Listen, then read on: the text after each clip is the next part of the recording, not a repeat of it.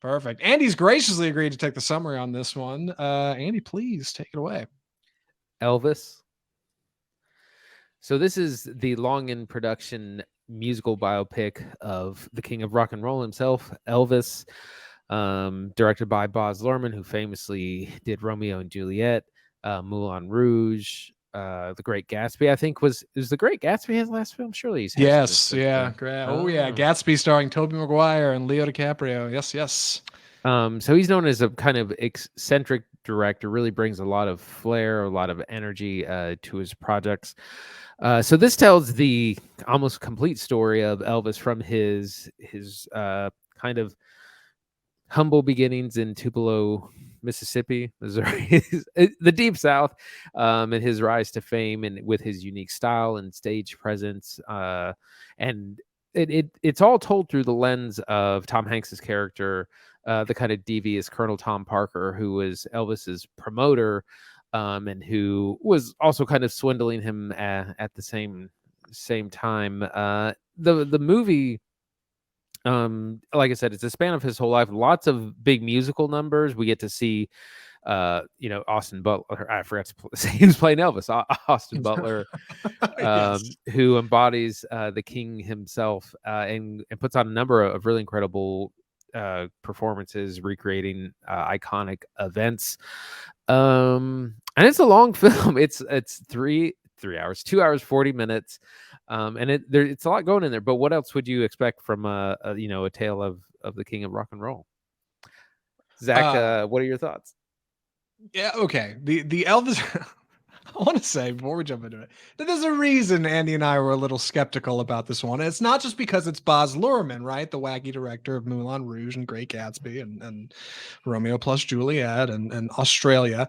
It's because, how reasonably Elvis is an older property. And how do you hoist up the king of rock and roll, right? One of the most influential figures of the 20th century, the best-selling solo music artist of all time. Uh, how do you do that? How do you cover that? A guy who also passes away at the age of 42. It's got to be a tight story. You got to cover a lot. You got to cover the good and the bad, right? Like he looks great on stage, but he also has mad temper and whips that revolver around, eats a lot of fried peanut butter and banana sandwiches.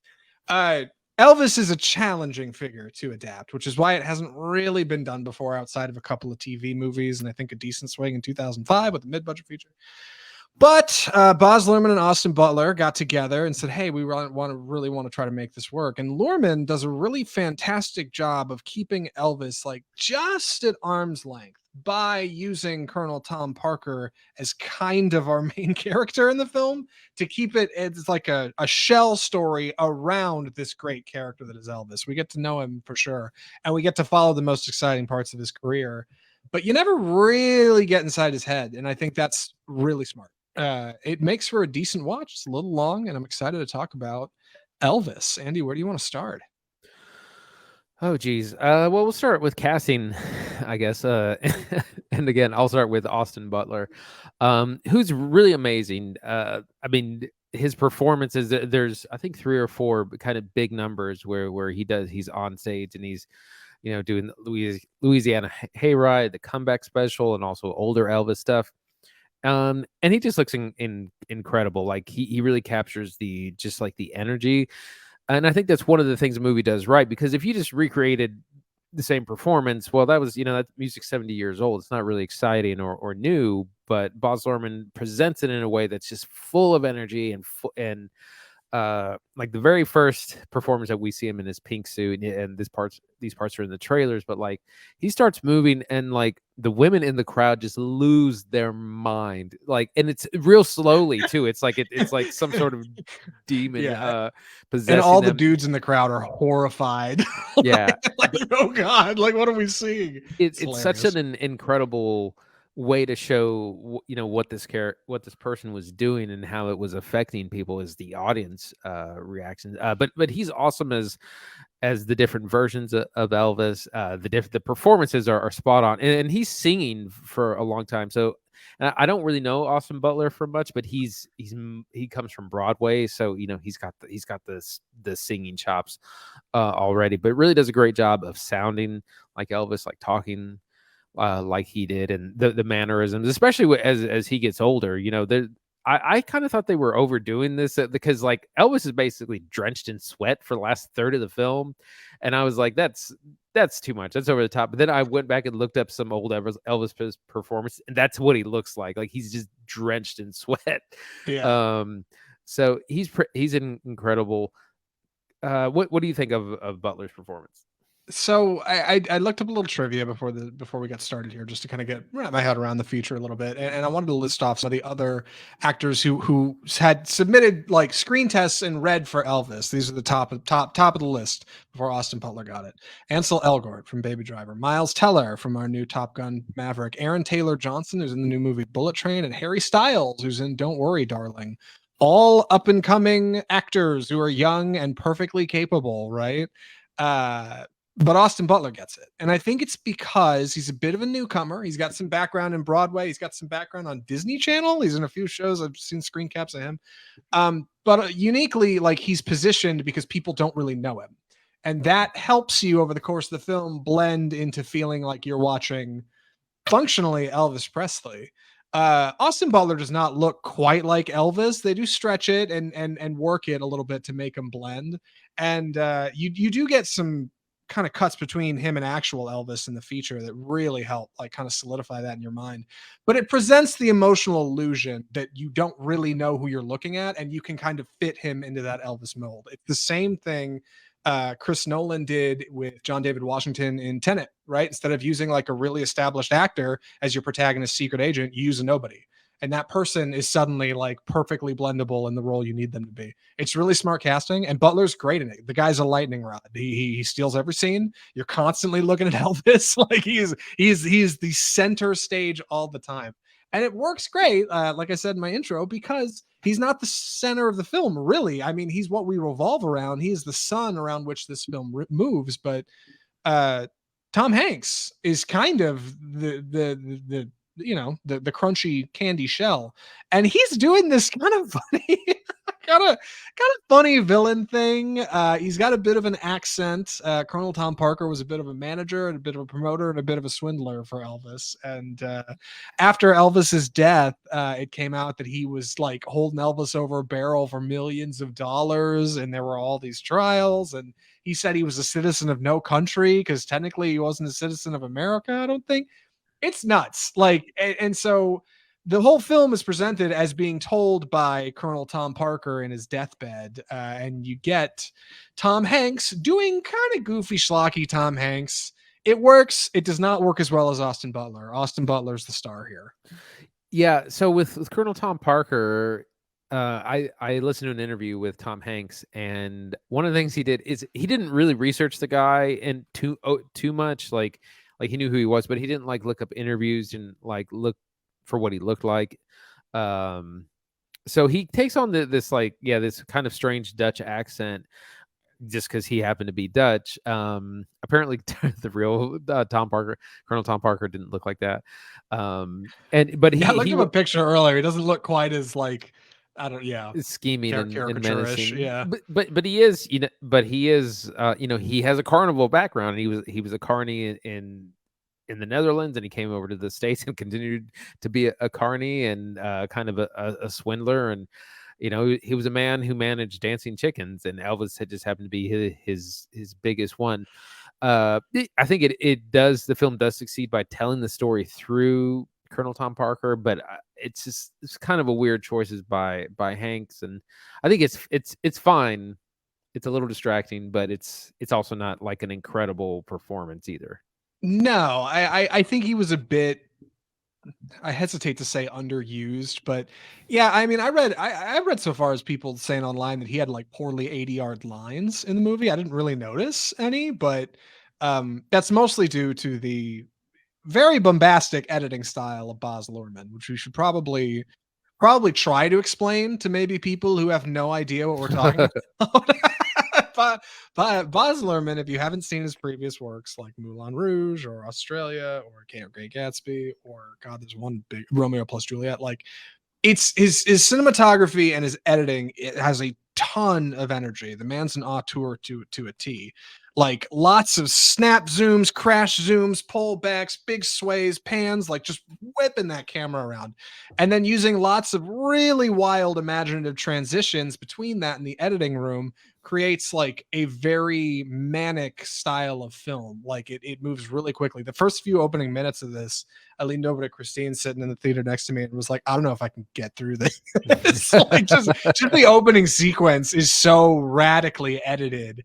I mean, using like thirds of the screen to show different things and cut into different footage of Elvis and Austin, like just bananas. Like, and it does it gives the film an identity, like in its way for what it's worth. And I think it's strong. I don't think it hurts it, but like God, I could see it being a turnoff for some people. I feel like there's gonna be people that walk out of this movie and say, I don't like it, and I can't really nail down why. And the reason is because it's like a fever dream. Yeah.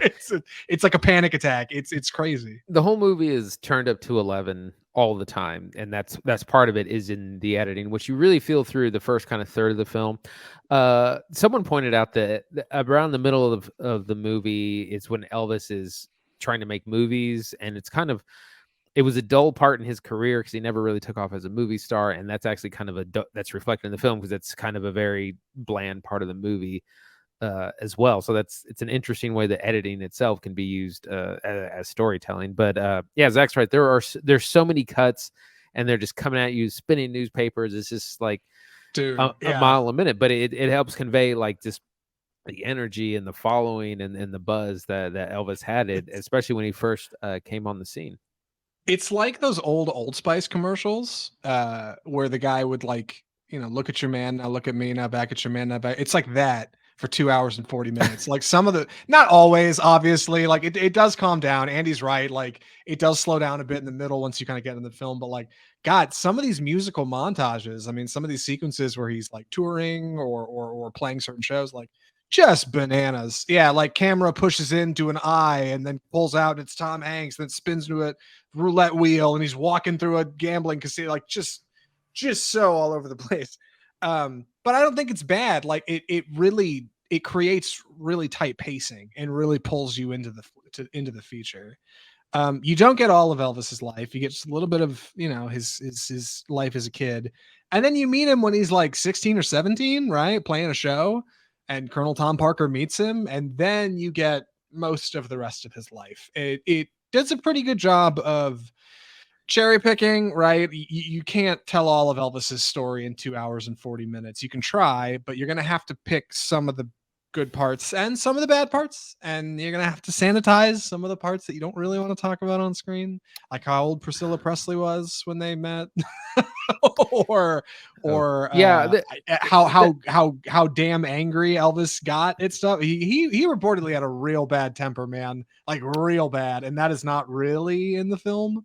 Yeah, that brings us to script and narrative, and you're exactly right. We get we don't get a clean Elvis, but we also don't. It's not like I was reminded of Bohemian Rhapsody, which Sacha Baron Cohen was originally supposed to star in, but he wanted to do like a warts and all story, and the band just wasn't having that because most of Queen is still alive, and they're like, no, we're not going to be portrayed, even if that was our whole legacy. Yeah, even if that's the truth, like that's not what we want. In this case, cowards. Yeah, cowards. They shy away from, or I mean, they don't shy away from some of the darker parts, especially towards the end when it gets into just the substance abuse that became a huge problem. Drinking pills, whatever else. Yeah, gained a ton of weight. God. Yeah, and that's what you can Google Elvis's life, man. It got rough at the end. Yeah, and I think great. that's why I really like this, and one of the reasons is like it's really a tragedy about someone who was like world changing in their presence and who reached the highest highs, and then just completely crashed, and had a long steady decline into it. This what most biopics do, and which is kind of cliche and boring now, is it's rise to fame, things are great. Drugs and alcohol come in, they crash, they fall out, they go to rehab, and then the movie usually ends with some big performance and some big comeback, and that's how the average biopic does. In this, like, it's kind of just a long decline like Act 3 is just it's the long, slow demise of Elvis, and so I really appreciated that it was different because you there was a lot of highlights that you could have just ended on, and then just had like a paragraph of text at the end, and been like, well, Elvis passed away sadly. That's what a lesser Yeah. director would have done, but no, it's like we see the long kind of terrible uh, demise of this superstar. Right. I'm reminded of Bohemian Rhapsody, right? That never actually that ends on like Freddie Mercury playing the AIDS concert, and then it's like not the AIDS He concert, lived another Live eight Aid. That's what I'm years. thinking of. Like God, Live Aid. I'm sorry. Yeah, right. And then it ends, and then it's like a paragraph and black and white footage behind him. Yeah, and yeah, he had another almost decade after that, or even like Rocket Man, right? Like that movie ends in what feels like the middle. You're like, where the hell's fat Elton John? Like we don't get any of that. Like he just gets out of rehab and he's good to go. It ends in the 80s for God's sake. Where's the rest of the story? Yeah. This movie goes all the way. Like, and I appreciate that commitment. And it does feel a little dour, like on the way down, but you get a really good 35,000 foot view of Elvis's career. You get a lot of the highs, like his comeback after making movies and this really cool Christmas special that he completely went against the advice of Colonel Tom Parker and the people in his life to make, where he said, nope, I'm going to make this cool thing. And I'm going to do me. Or going to shows where people said, hey, you can't dance like you do. It freaks the women out. And it's against the Bible. And he's like, I don't care. Like I'm a do me. I think it's important to have stories like this one. And I think it's really cool that Elvis is presented in this fashion. Cause yeah, it gives you the good and the hope and the ideals of this heroic kind of figure, at least in music, without, having to see all of the tough stuff that nobody really likes to talk about. I hope that's for the best. I can't speak for the parties involved, but something I do wish I'd seen a little bit more of, just a little bit more.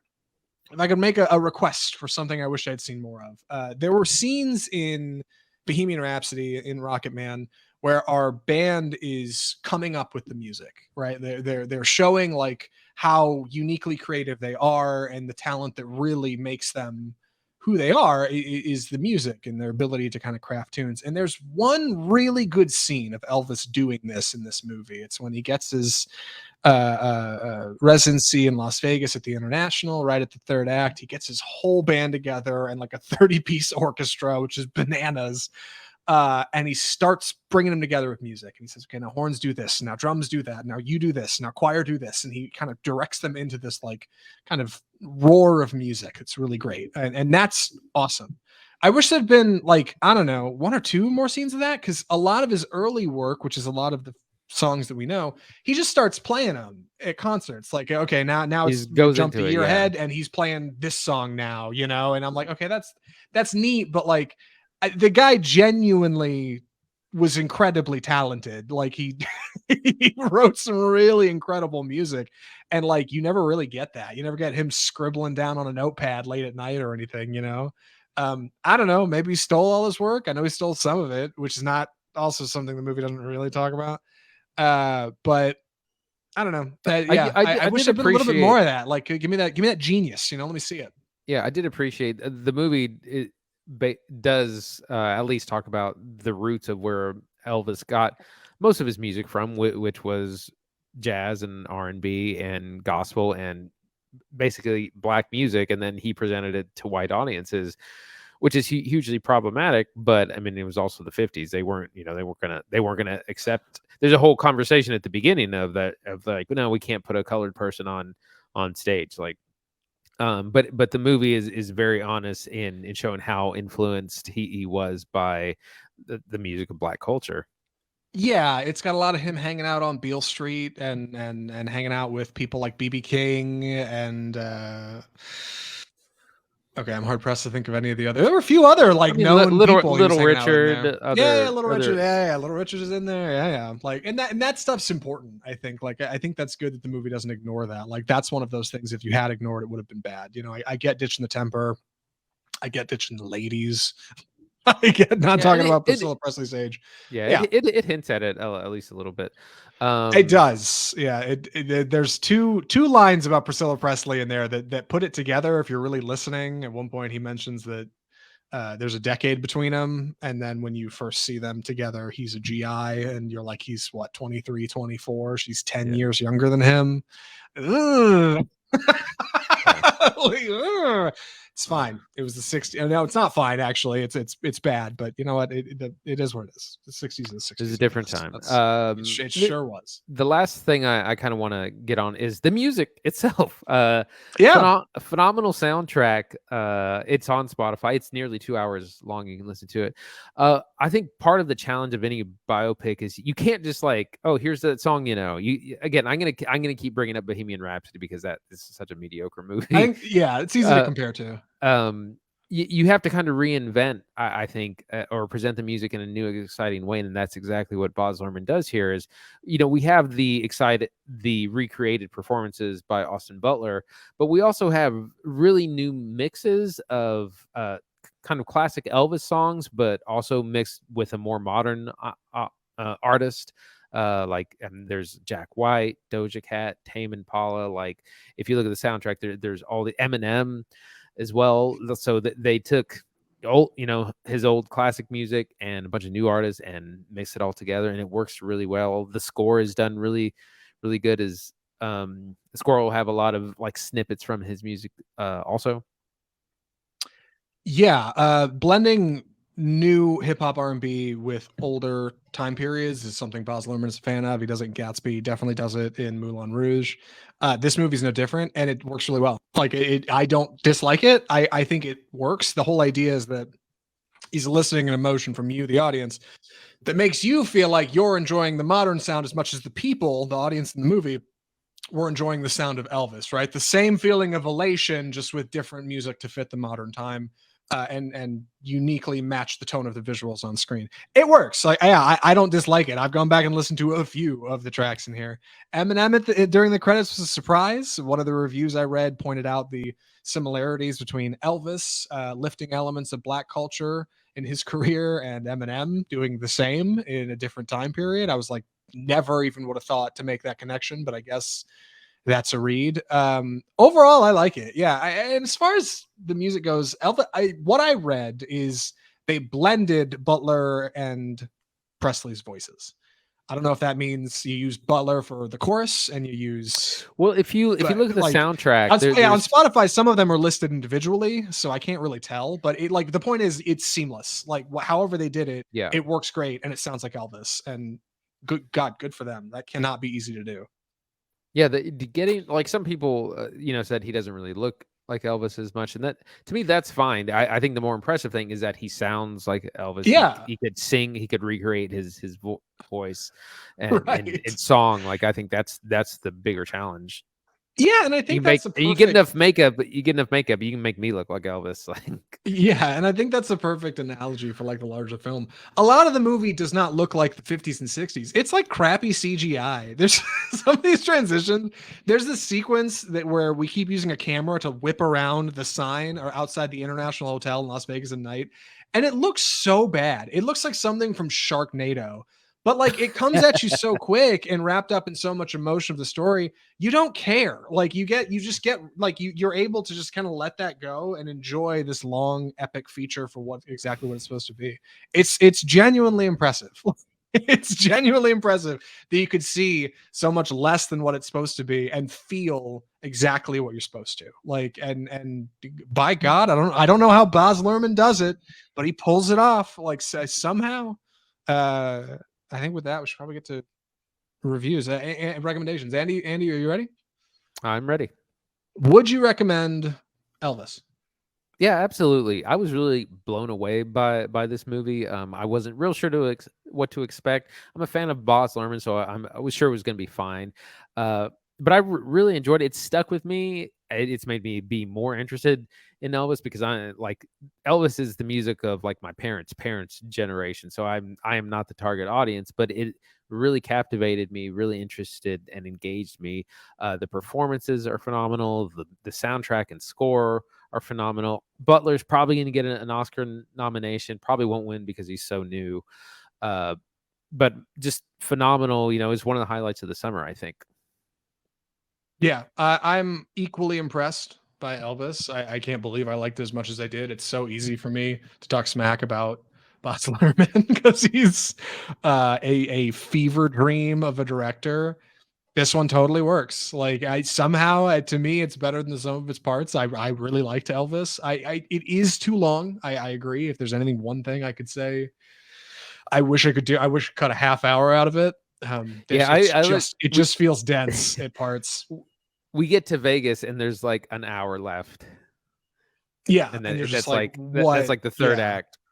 what is the rest of this movie going to be? And yeah, because it's so kind of winding, and I wasn't really familiar with Elvis's career going in. I wasn't exactly sure where all the beats were going to be, but everything that's important, I think, is pretty much there in one way or another.